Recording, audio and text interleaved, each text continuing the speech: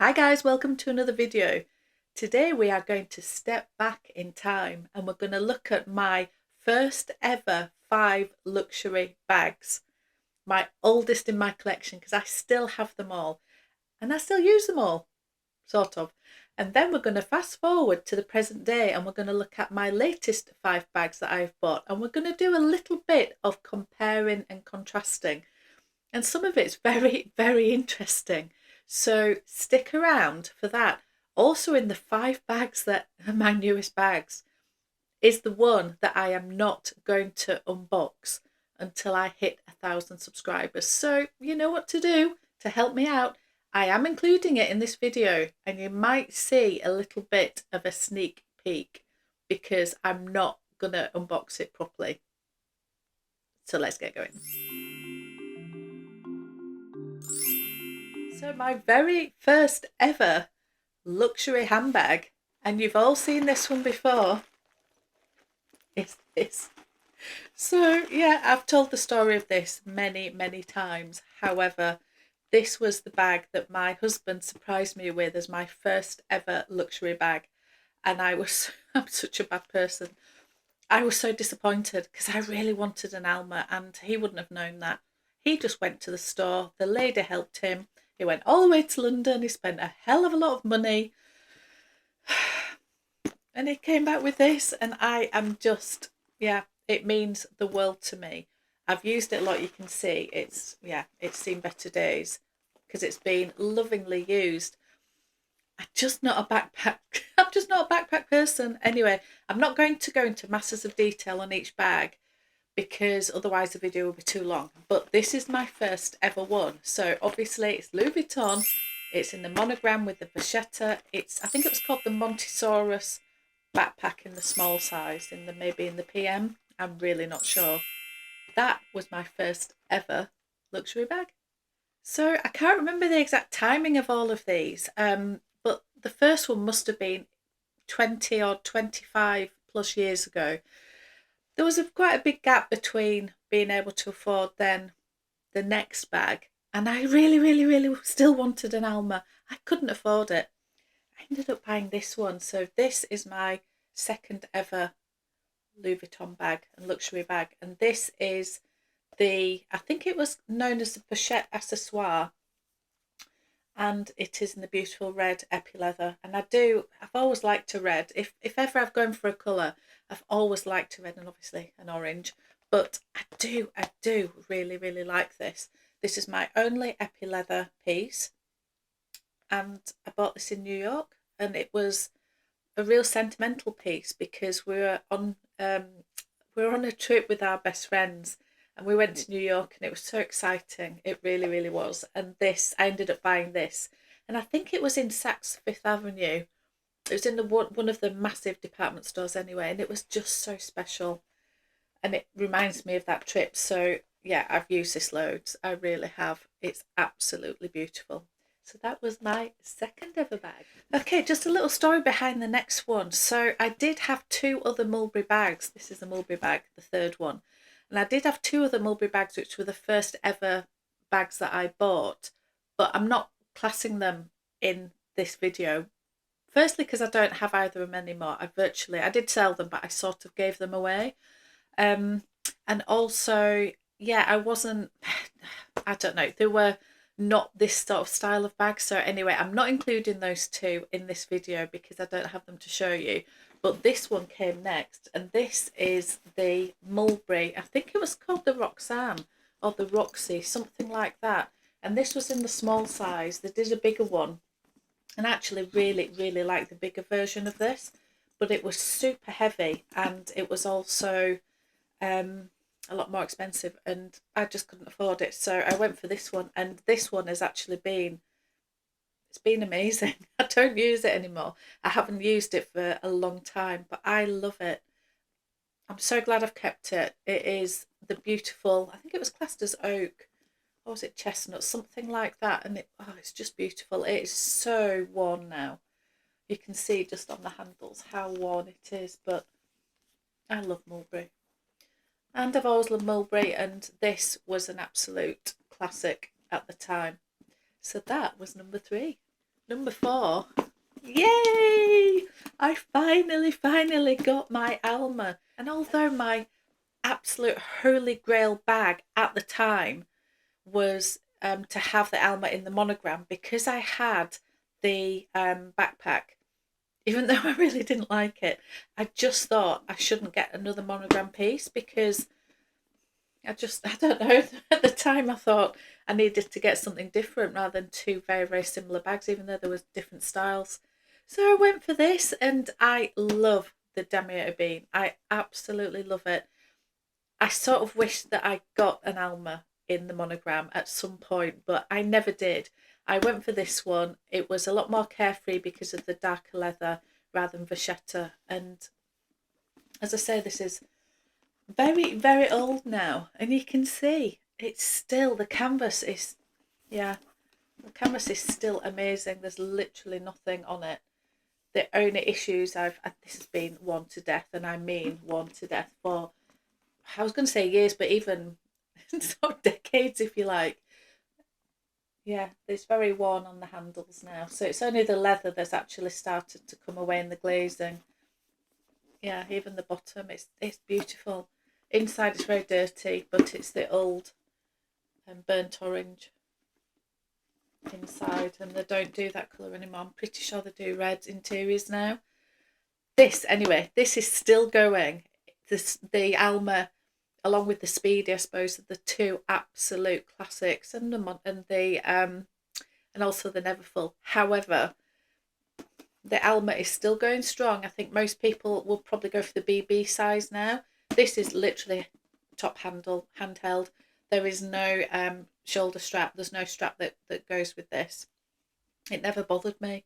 I've always liked a top handle bag, and I adore this. So that's the next one. My 5th oldest bag is this one. Does anybody remember this one? This is Louis Vuitton again, obviously, in the monogram. Because by this point, I thought, no, I do want monogram. I love monogram. I'm going to get it. And I think this was called the Galleria, and it was a real bag of its time. I can't remember exactly when I got this, but it must have been late 2000s, something like that. It has the gold plaque that's really scratched. I don't know if you can see that. Get that a little bit closer up. I don't know if that's coming up. It's really, really scratched, but I love that. And the slouchy boho style. Yeah, I use this a lot. I'm not really a shoulder bag person generally, but I use this every day.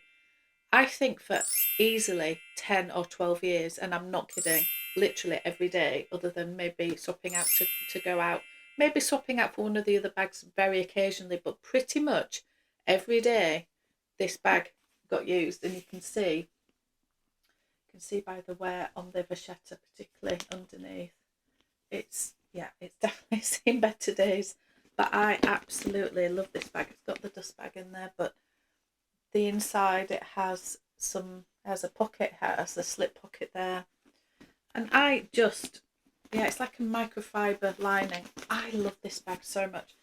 And then it came a time where this bag then became very, it looked very dated, and I stopped wearing it for a long time. I'm now very keen. I'm going back into my boho phase. I'm looking at lots of different boho bags at the minute, and I'm sort of thinking I'm going to start using this again. Yeah, anyway, that is number 5. So let's fast forward to the present day, and let's look at the latest 5 bags that I have bought. So this is the first of those, if you like. So this is this beauty. So what does that tell you? I am still buying Louis Vuitton, and I'm still buying monogram. After all of those years, going on 30 years of collecting bags and loving Louis Vuitton, loving luxury items, I'm still drawn to this.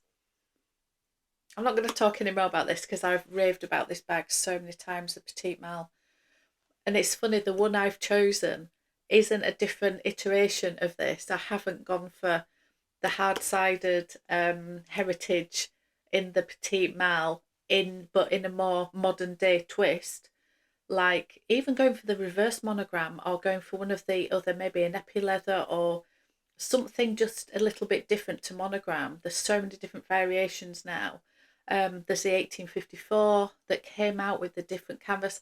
I didn't go for any of those. I went for the classic monogram, but I love how it's got the black. So yeah, that it just shows you 30 years later, still loving the monogram. So what came next? Well, it was this one, and I keep making my own rules up. I know sometimes I say this is an SLG and sometimes I say it's a bag. So on this occasion, I'm going to call it a bag because I'm using it as a bag. I'm using it as a Vuitton chain, really. It has the crossbody chain and it has the little top handle, and I can fit as much in it as I need. It's a little mini bag. So on this occasion, I'm classing this as a bag. So this is obviously Dior, and it is in the blue oblique. And I love blue oblique. And so it's interesting that the first 5 bags that sort of, I think the time span of that was maybe 15 years or something. Yeah, there was no Dior in there. Now there's some Dior. So that's a very interesting development over the years that, yeah, for the first 15 years of my collecting, it was Mulberry and Louis Vuitton only. That was it. Now we have a little bit of Dior. So that was the next one. So which bag came next? So I just thought it was an interesting video when I started thinking about this, because this is Mulberry and this is the mini Alexa in the hot pink.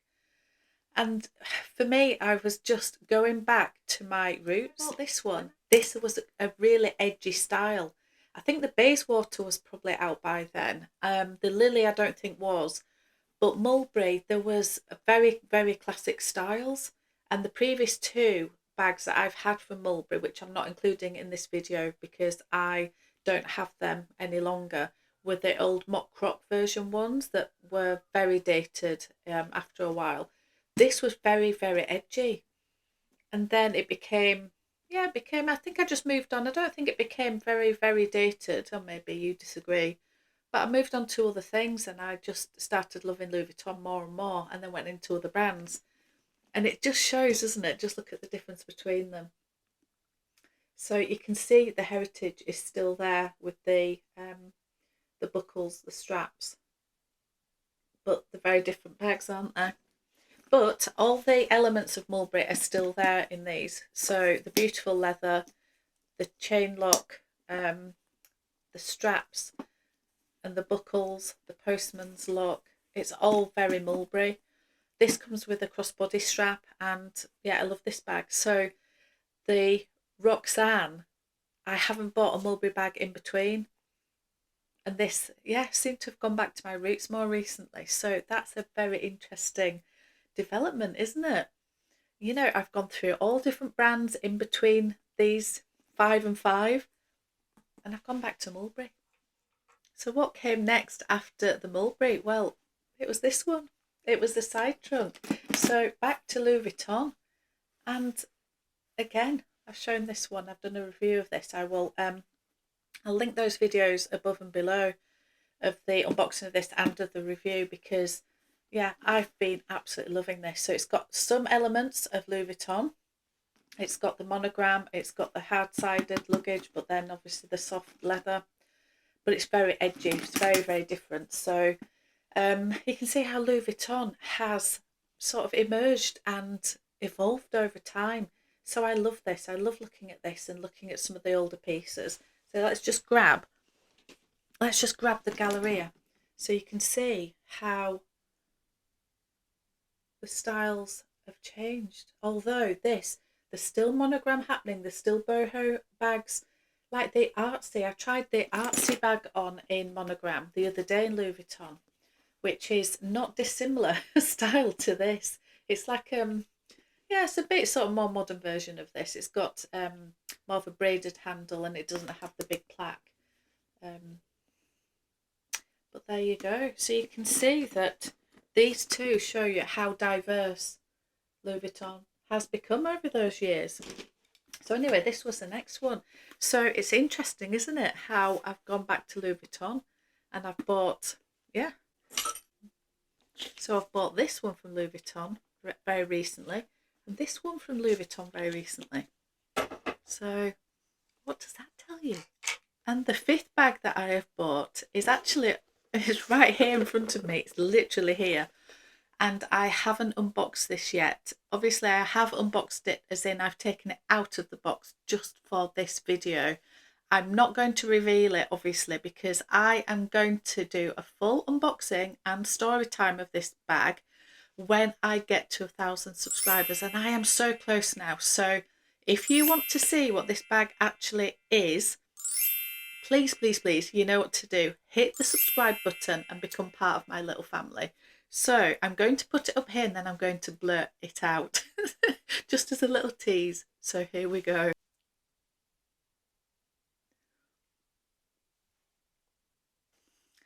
Does that give any clues of anything? Probably not. I suppose it shows you the sort of size of bag, does it? You don't know the brand, you don't know the colour, you don't know the leather, you don't know the style. You know what to do. Anyway, I can't say any more about it other than it is a brand that you guys, if you've watched any of my videos, you know that I absolutely adore. So, and I'm so grateful to have this in my collection. It's a very special, rare piece. Enough. Okay, so they are the 5 bags, and I just wanted to talk about all of them because what's been really interesting when I've put together this video is to say that in the bit in between the first 5 and the last 5, I have gone into Chanel.